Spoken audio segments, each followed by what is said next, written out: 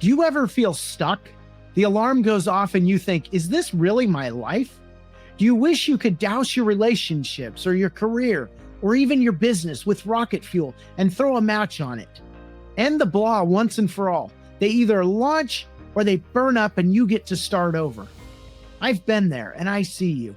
I'm Ben Walters, an entrepreneur, pastor, coach, and consultant. If you're ready to get unstuck and ignite your super pumped life or business, I'll give you the rocket fuel and the match. All you have to do is light it. Are you struggling with the weight of adulting? Are your parents all up in your business with endless questions or lectures about your future? Or are you a parent who's upset because your kid recently graduated and seems to have no plan and even less interest talking about their plan?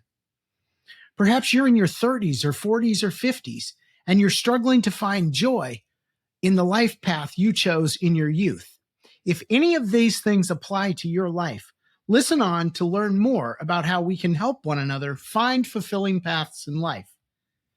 Today's episode about adulting came about because I am blessed to have a very prophetic pastor friend named Larry, who sees the world differently than most folks, and that's a good thing. So while a lot of you were giving me strokes about episode 1 and laughing about jumping off the train, Larry took me to task for it. He said I was glorifying my poor choices. He asked, why didn't you just listen to your high school teachers and get up earlier and make it to school before the train came by?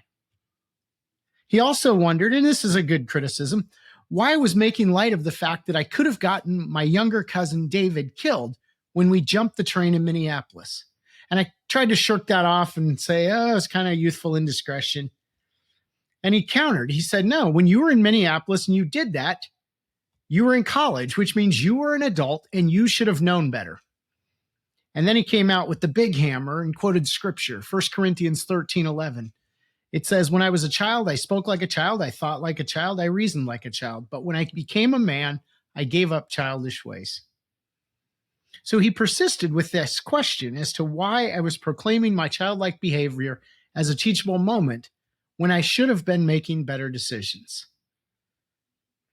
Now, Larry's questioning got me thinking, where exactly is this hard line between childhood and adulthood? Is it at puberty when we can reproduce? Is it at 16 when we can drive a car? Is it 18 when we can vote and be prosecuted for crimes as an adult? Is it 21 when we can legally drink? Or is it 25 when we can rent a car from someplace other than Enterprise without a huge surcharge? This summer, our family is traveling around Europe and I was buying Eurail passes. Here's where they put the lines. A child is 4 to 11, a youth is 12 to 27, an adult is 28 to 59, and a senior is 60 plus. So I come back to the question. Is the adulting line puberty, 16, 18, 21, 25, or as Eurail would say, 28?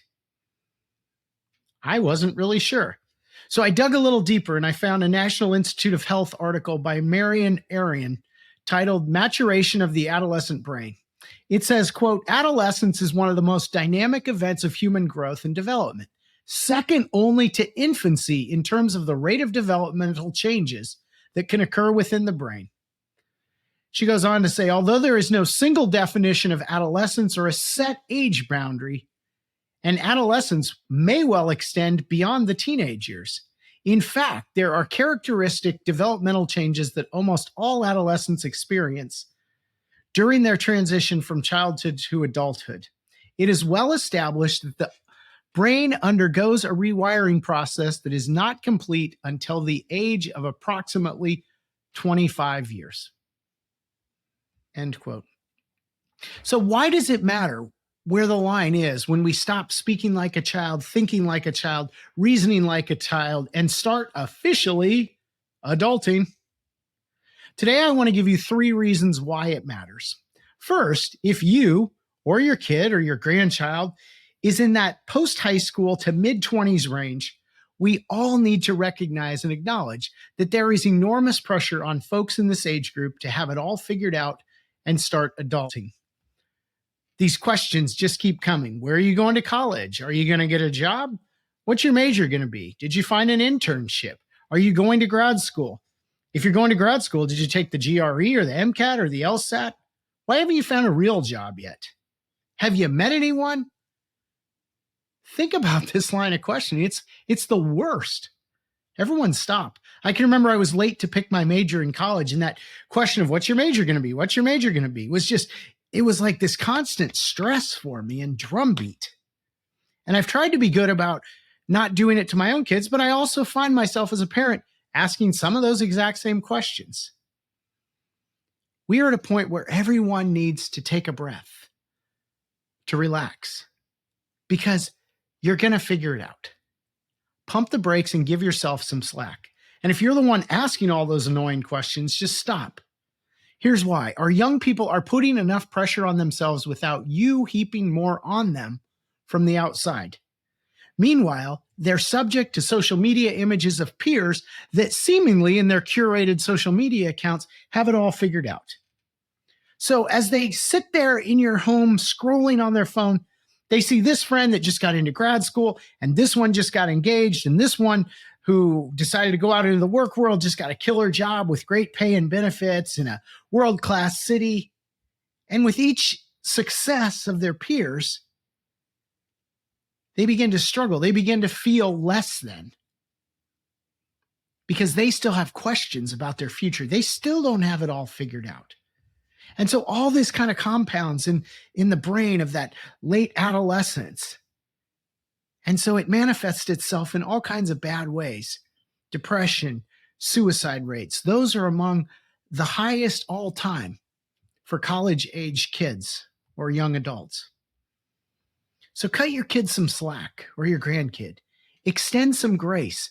In my case, remember that even as a sophomore, I don't know if I was ready to pick a major, but the university said you better pick a major. And so I picked one. But empathize with them, how hard this is to move into adulthood. Dr. Katey Nicolai, an expert in adolescent development, says the 18 to 24-year-olds seek space and freedom to develop, but they still crave connections with parents and other key adults. So it's a weird dynamic because they don't want to be micromanaged, but they also don't want to be cut loose completely, just cut off. Dr. Nicolai recommends that parents and adult children be intentional about how they treat one another, how they schedule time with one another. Think of it, if you're a parent, as scheduling just like you would a friend. You wouldn't just expect or assume your friend is going to do something with you on a certain time or a certain night or whatever. You would make a plan for that, right? It's the same with your late adolescent, early adult children. If they live in town, make a plan to go for coffee or a meal and reconnect. But if they live away, that means you've got to coordinate schedules where they can either come home or you can go see them wherever they're living. So be intentional and start treating them as an adult, giving them equal power over scheduling and kind of the relationship as you would any adult friendship. I've also found there's 3 questions that are helpful in connecting to young adults or late adolescents, whichever way you want to call it. What are you enjoying right now? That's question 1. What are you finding challenging? And the third one is, are there ways I can be helpful? What are you enjoying right now? What do you find challenging? And are there ways I can be helpful? Now, the first question is about what you're enjoying, is meant to begin to help them start to figure it out. Because we want people to do stuff and to pursue paths that bring them joy, right? We don't want to send people down a fruitless path. So it begins to discern ideas about career. It begins to discern ideas about relationships that bring them joy and that are healthy.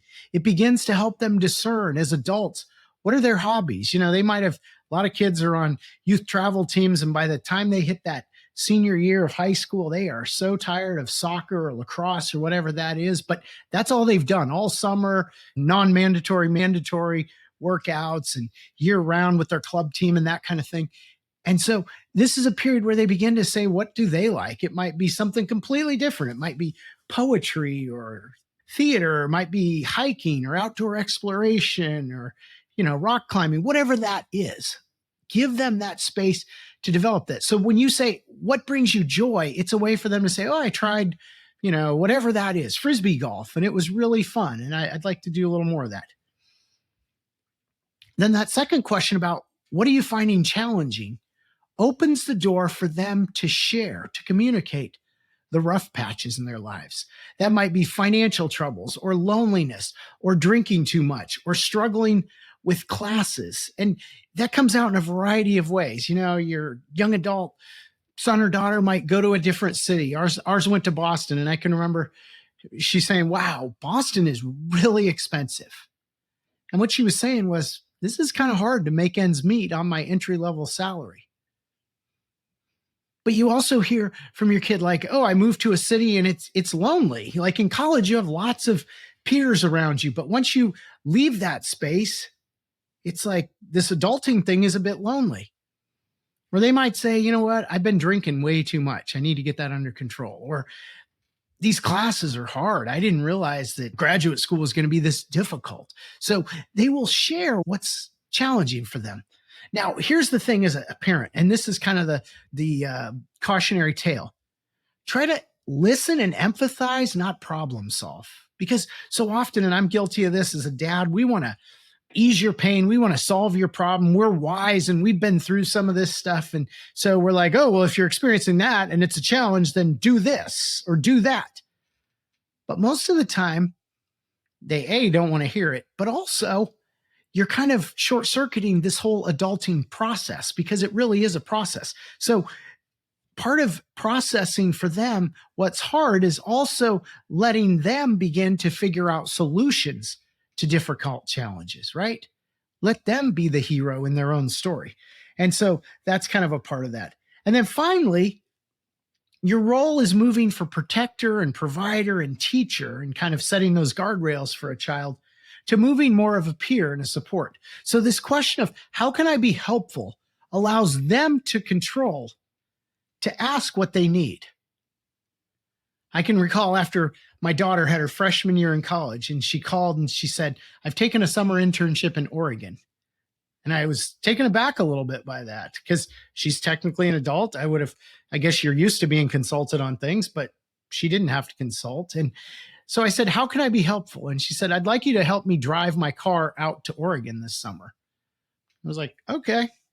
So I was happy to support her and I took some time off work and we made the drive. And it was 3 glorious days together bonding with my kid. And as a parent of adult children, the thing you crave the most, at least in my case, in my wife's case, is that special time with them. Because once they're out of the house, you don't get that. And even when they come home, sometimes they're busy with their friends or other obligations, or they're trying to make a buck or whatever it is. So we had 3 great days. So that was awful cool. All because I went to that third question of how can I be helpful in this pursuit of yours?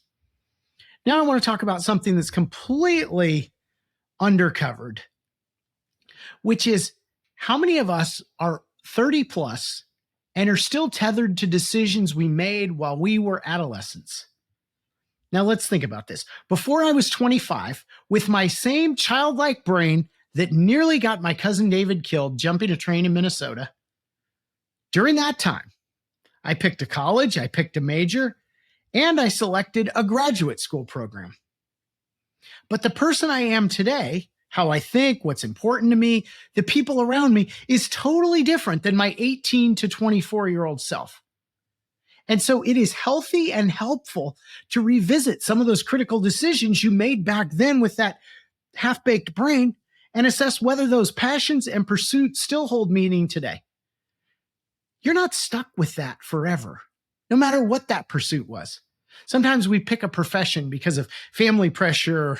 Maybe we were dating someone at the time and we thought it sounded cool to them. Or we grew up really poor and all of a sudden we're like, I'm going to make as much money as I can. And then you realize, well, just having a lot of money doesn't necessarily buy you happiness. And so, some of these things we did or we do, we may not want to continue those. So try this exercise with me. Humor me for a minute. Try asking yourself the same 3 questions you ask your kid. What is bringing me joy? What do I find challenging right now? And what support could I use? And if you answer that my career or my relationships aren't bringing you joy, or you've become so efficient at work that you're bored and could do that job, that task, that role in your sleep, and it's no longer challenging, it might be time to revisit the path you're on or to make changes. If your relationship's gone stale, maybe you need some counseling, couples counseling, or maybe you need to begin to work on kind of what's your renewed vision. I see a lot of couples drift apart as they get into that empty nest stage because so much of your focus has kind of been on this goal of raising these children. And once that's kind of passed, then you're like, I don't even know this person. So you might have some hard work to do there. I challenge you, don't be chained to something as it is now that was designed for someone who went away years ago. Align your current path with your current self. And here's a big, cool bonus about this. If you take on the difficult work of recalibrating your life, you're going to inspire your kids. And I know they won't tell you that. They rarely give you the strokes you deserve. But they're going to be like, wow, mom is really taking on some heavy lifting, or dad is. And they begin to see that their decisions are not forever, right? They begin to see, hey, mom pivoted in her 40s or in her 50s, or dad decided to go in a different direction in his 30s. And so they begin to kind of see you model what you're talking about, but also it provides a point of commonality, right? When I've made some changes in my life and it coincides with, even though they're much younger, my kids making key decisions, we can go out and talk about that. It's a really cool thing when you're walking the walk, not just talking the talk. This is really exciting that you can do that. It's a win-win. There's a final thing I want to give you permission to do, and that is to reclaim the exuberance of youth. Now, what do I mean by that? Hopefully you don't go back to doing stupid things like I did and nearly get your cousin or a loved one killed. But what I mean by that is some of you, and you know who you are, where you kind of got robbed of your youth. So adulthood, through no fault of yours, started way too early, and you were robbed of this amazing time. Now, I was thinking of what things do that. Well, poverty does that. Poverty just has a way of forcing hard choices that just you kind of lose that innocence. If you came from an abusive family, that will rob you of that innocence of youth. If you encountered a teen pregnancy, boy, that'll make you grow up really fast, right? Kind of the fun adolescent years are over, whether you're ready for that or not. If you're a baby boomer, you know what happened to you? There were wars and there were drafts and these kind of societal shifts and struggles for equal rights and for all the things that were going on in a world that was kind of spinning off its axis, right? And it became very difficult. I think of my parents, and I think my dad was 19 and my mom was 20 when they got married. And then just about 2 years later, they had my brother who's special needs. And like, I'm thinking a 21 and 22-year-old were all of a sudden married and a special needs child and trying to make ends meet and all the societal changes that were going on. They didn't have that late adolescence, that time to figure it out. But maybe you're at a point where you want to go back to that, to rekindle some of that joy that we find in our youth, that exploration, that love of the world, that just kind of wide-eyed wonder that we have. Why not begin to reclaim some of that youth while you're still of healthy body and healthy mind? When you think about youth, it's marked by curiosity, it's marked by idealism, it's marked by exploration, it's marked by pushing your boundaries. Don't those things sound pretty good? They sound pretty good to me. If you want to add life to your years and years to your life, become youthful again. Start trying new things, take on new challenges, push yourself, get moving, pack your schedule, be busy, have fun. Circle back to all the things you missed that you want to try before you are no longer able to do them. So as I summarize this episode on adulting, 3 quick things. First, cut yourself some slack if you're 18 or 21 or even 25. You don't need to have it all figured out right now. It's okay. You'll get it. I know you will. I am super pumped for what life has ahead of you. So don't get too lazy. Put in the work, but you'll figure it out. I'm certain of it. Secondly, if you're unhappy and unchallenged because of the path you chose, as a child or as an adolescent, you have permission to pivot and go in a completely different direction. And finally, if you were robbed of your youth by a challenging childhood or wider societal shifts, it's not too late for you to reclaim your youthful exuberance and idealism. I want to close today with the poetic words of a famous song, Homeward Bound by Marta Keene. The song says, "When adventure's lost its meaning, I'll be homeward bound in time.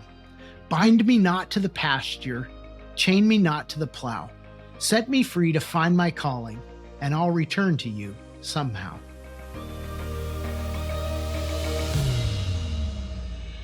Thanks for joining me today on the Super Pumped podcast. If you enjoyed today's show as much as I did, I have 3 quick next steps for you. First, subscribe on Apple Podcasts, Spotify, or YouTube to make sure you don't miss future episodes. Next, leave me a review in your podcast app and tell your friends about the show so others can find and benefit from the Super Pumped community. And finally, to put the ideas from today's show into action, visit us at superpumped.com to view the show notes, book a complimentary consultation, or take our free business launch readiness assessment. Keep well, and I'll see you next time.